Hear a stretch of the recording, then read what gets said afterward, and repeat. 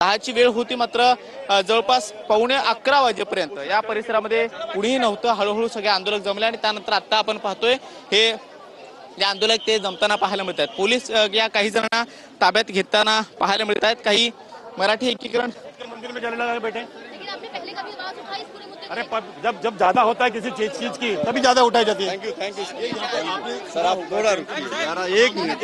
हड़ताल पर जाएंगे वो कह रहे हैं शस्त्र उठाने के लिए मजबूर किया जा रहा है।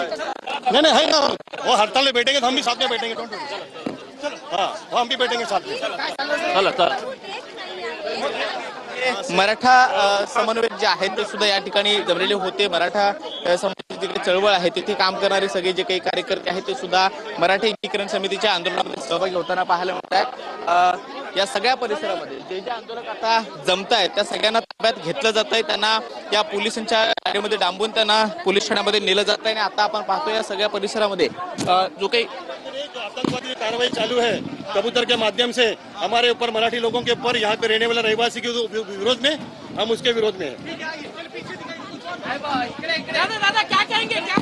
कार्यकर्त्यांची धरपकड केल्याचा पाहायला मिळतं आहे। सगळ्या कार्यकर्त्यांना मराठी एकीकरण समितीच्या ताब्यात घेतलं जातंय। त्यांना या पोलिसांच्या गाडीमध्ये डांबलं जातंय आणि त्यानंतर त्यांच्यावरती जी कारवाई आहे ती केली जाते आहे। मात्र या सगळ्या मराठी एकीकरण समितीच्या कार्यकर्त्यांकडून एकच प्रश्न विचारला जातोय, तो म्हणजे याच्या आधी सुद्धा जैन धर्मीय लोकांनी जे काही आंदोलन केलेलं होतं त्यांना अशा पद्धतीनं का ताब्यात घेण्यात आलेलं नव्हतं किंवा त्यांच्यावरती का गुन्हा दाखल केला गेला नव्हता किंवा त्यांना अशा प्रकारच्या नोटिसा का दिल्या गेल्या नव्हत्या, हा एक प्रश्न जो सगळ्या आंदोलकांच्या माध्यमातून विचारला जातो। आता मराठी एकीकरण समितीचे सगळे जे काही आंदोलक आहेत त्यांना हळूहळू ताब्यात घेतलं जाते आणि त्यांना सुद्धा पोलीस ठाण्यामध्ये का प्रश्न है उसको उतने तक ही मर्यादित रखे।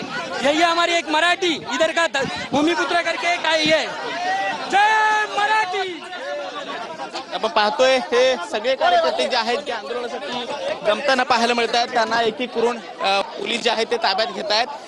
10 वाजताची आंदोलनाची वेळ होती आणि सगळे आंदोलक जे आहेत ते थोडंसं उशिरा या ठिकाणी पोहोचले आणि वेगवेगळ्या ठिकाणी बसले होते। मात्र गोवर्धन देशमुख यांच्या आल्यानंतर त्यांच्या नेतृत्वामध्ये हे आंदोलन होईल असं बोललं जात होतं। मात्र आता आंदोलनाला प्रत्यक्षामध्ये सुरुवात झालेली आहे। मात्र जे लोक आंदोलनामध्ये सहभागी होत आहेत त्यांच्यावरती ताब्यात घेण्याची कार्यवाही जी आहे ती पोलिसांच्या माध्यमातून केली जाते। धरपकड पोलिसांनी सुरू केलेली आहे आणि जरी फार मोठी गर्दी या परिसरामध्ये नसली तरी मात्र आजूबाजूच्या सोसायट्यामधून काही रहिवासी उत्स्फूर्तपणे यामध्ये सहभागी होतात का याची प्रतीक्षा होते। आणि आताही आपण पाहतोय जे लोक या सगळ्यावरती भूमिका मांडतायत किंवा सहभागी होण्याचा प्रयत्न करतायत त्यांच्यावरती ताब्यात घेण्याची कार्यवाही जी आहे ती पोलिसांच्या माध्यमातून केली जाते। काही महिला सुद्धा या सगळ्या परिस्थितीमध्ये होत्या, त्यांना सुद्धा आता पोलीस ताब्यात घेत आहेत आणि या सगळ्या परिसरामध्ये कुठल्याही पद्धतीचा अडथळा होऊ नये यासाठी विशेष करून हे पोलीस जे आहेत ते हे सगळं काम करताना पाहायला मिळत आहे।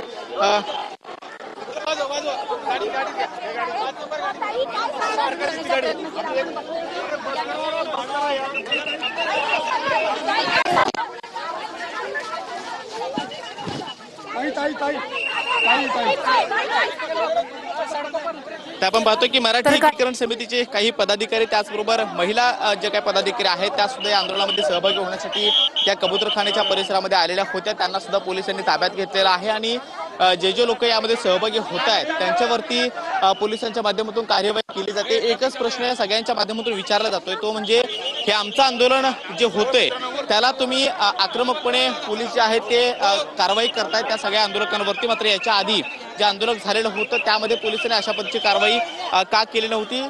तिथे सुद्धा मोठा जमाव होता, मात्र त्यावेळेला सुद्धा पोलिसांनी त्याकडे कानाडा केला आणि कुठेतरी कार्यवाही जी आहे किंवा गुन्हा दाखल करण्यासारखी जी काही प्रक्रिया आहे ती सुद्धा पूर्ण केली नव्हती। हा एक प्रश्न या मराठी एकीकरण समितीच्या सगळ्या पदाधिकाऱ्यांकडून आणि कार्यकर्त्यांकडून विचारला जातो आहे। ज्या जैन मुनींनी शस्त्र उचलण्याची भाषा केलेली होती त्यांच्यावरती का कारवाई केली।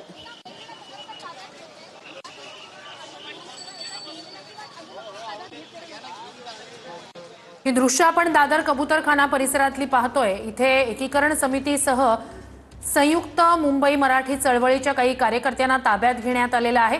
त्या दिवशी आंदोलन झालं, त्यांच्यावर काहीही कारवाई करण्यात आली नाही, मात्र आम्ही आंदोलनाची हाक दिली, आमच्यावर कारवाई करण्यात आली, आम्हाला नोटीस बजावण्यात आली असं या आंदोलकांचं म्हणणं आहे।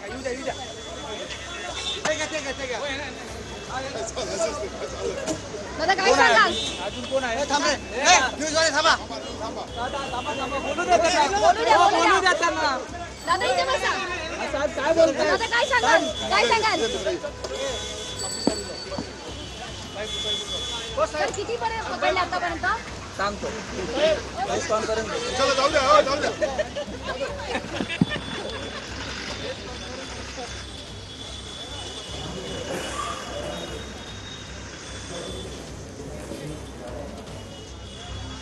ही दृश्य दादर कबूतरखाना परिसरातली। या ठिकाणी एकीकरण समितीचे गोवर्धन देशमुख आणि त्यांचे सहकारी अद्याप पोहोचलेले नाहीयेत।